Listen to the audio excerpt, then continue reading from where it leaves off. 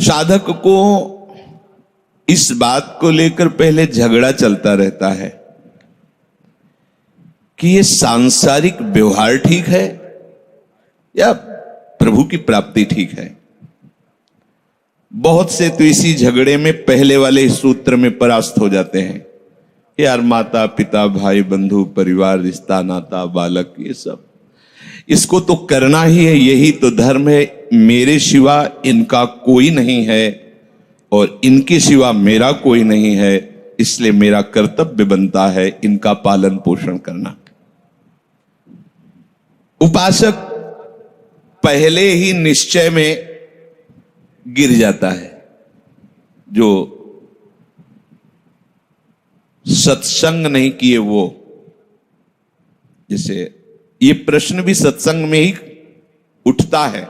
जब हम सत्संग में भगवत प्राप्ति की बात या शास्त्र स्वाध्याय से संतों की वाणी से जब हम ये निश्चय करने के लिए तैयार होते हैं, पहले तो निश्चय करने की ही वृत्ति नहीं आती, पर जब हम तैयार होते तो हमारे सामने दो दिखाई देते। एक तो संसार, शरीर, शरीर संबंधी भोग, शरीर संबंधी रिश्ते नाते, तो इनका कर्तव्य करना ये ठीक है या भजन करके भगवत प्राप्ति करना ठीक है। तो बहुत से इसी में गिर जाते हैं।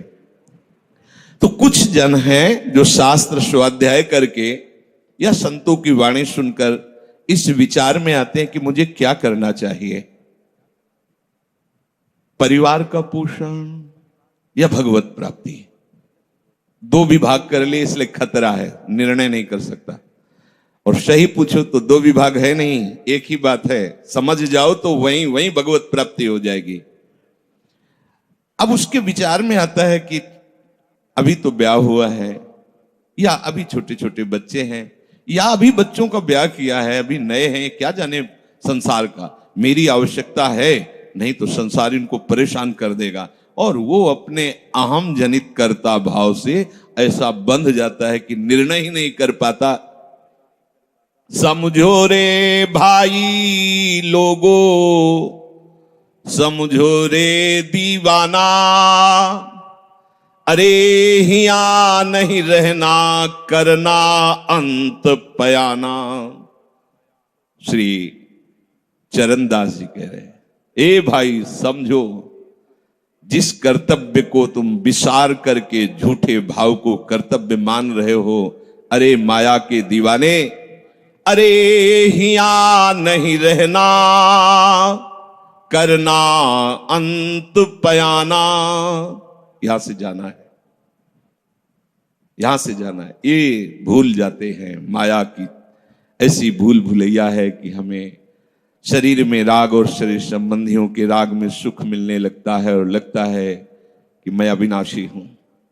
वैसे मैं तो अविनाशी ही है, पर विनाशी को लेकर मैं ये भूल कर बैठता है, और जिसको पकड़ा है वो सब विनाशी, सब विनाशी। गो गोचर जहां लगु मन जाई, सो सब माया जानो भाई। दुनिया में लाखों का मेला जुड़ा, हंसा जब जब उड़ा तो अकेला उड़ा। समझो, ये माया की चाल है जो तुम्हें समझने नहीं दे रही। अरे हिया नहीं रहना, करना अंत पयाना। समझो रे भाई लोगो, समझो रे दीवाना। मोह कुटुंब के अवसर खोयो, हरि की सुधि बिसराई। दिन धंधे में रैन, भोग नींद में ऐसे आयु गंवाई। 8 पहर की 60 घड़ियां, सो तो बिरथा खोई। छिन एक हरि को नाम न लीन हो, तो कुशल कहां ते होई। बालक था जब खेलत डोला, तरुण भया मद माता। वृद्ध भय चिंता अति उपजी, अब दुख में कछु न सुहाता। भूला कहा चेत नर मूरख, काल खड़ो सर सांधे, विष को तीर खींच के मारे, आए अचानक बांधे। झूठे जग से नेह छोड़ करी, साचो हरि नाम उचारो। चरण दास सुखदेव कहत है, अपना भला विचारो। समझो रे भाई लोगो, समझो रे दीवाना, अरे यहाँ नहीं रहना, करना अंत पयाना। अरे भाई समझो, समझो अरे माया के दीवानों, यहां से हमें जाना है, जाना है। कुछ साथ नहीं ले जाना है, कोई साथ नहीं जाएगा। बस तुम फंस गए हो मोह दलदल में। ये कुटुंब का मोह ऐसा मोह है कि कैसे तुम्हें बताएं। याद ही नहीं आती कि मुझे जाना है, याद ही नहीं आता कि सब छूटना है। ये समझ में नहीं आता कि मैं आया किस लिए। बड़ी विचित्र भूल भुलैया है। मोह कुटुंब के अवसर खोयो। दो बातें आती हैं, परिवार का पालन पोषण, ये धर्म पालन करूं या हरि का भजन करके भगवत प्राप्ति करूं। तो बोले मोह कुटुंब के अवसर खोयो। अवसर मिला है तुमने, भलो पायो दांव रे, चूक ना अवसर प्यारे, भलो पायो दांव रे। बड़ा अच्छा अवसर मिला है भजन करने का, चूक गए तो फिर पछताना पड़ेगा। हरि की शुद्ध बिसराई। अब वो निर्णय करता है परिवार के पोषण का, क्योंकि मोह ममता है। पीछे का हर बार सत्संग में कहते हैं कि पीछे का रास्ता एकदम बंद हो जाना चाहिए, कि आगे कोई भयावह स्थिति आवे तो लौटने का रास्ता नहीं रहना चाहिए। उपासक को पीछे का मार्ग बंद कर देना चाहिए। पर होता क्या है, अपने लोग बहुत कमजोर हैं, तो कदम ऐसे रखते हैं पर पीछे वाला पुष्ट बनाए रखते हैं कि अगर इधर थोड़ी भी आंच लगी तो कदम पीछे करके सुरक्षित हो जाए। वो सुरक्षित नहीं है, वो सुरक्षित नहीं है, वो असुरक्षा है। परिवार का राग, अन्य भरोसा, किसी देहधारी का भरोसा, किसी वस्तुओं, ये भरोसे लायक चीज है। अरे क्षण में बिगड़ जाने वाली चीज है। भरोसा तो हरि का है, भरोसा तो हरि गुरु चरण सेवा अनुसरो। ये भरोसा कभी तुम्हें विश्वासहीन नहीं होने देगा। ये भरोसा कभी धोखा नहीं। साधु ते होए न कारज हानि, कभी तुम्हारा मंगल नहीं हो सकता। मोह कुटुंब के अवसर खोयो, हरि की शुद्ध बिसराई।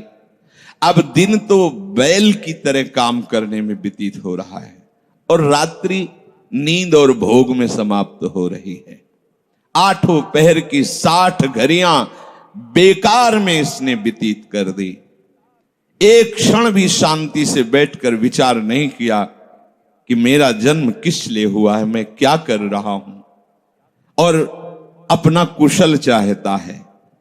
एक छिन हरि को नाम लीनो, कुशल कहां ते हुई, तब लग कुशलन जीव को सपने हो मन विश्राम। स्वप्न में भी शांति नहीं मिल सकती जब तक भजन नहीं करोगे।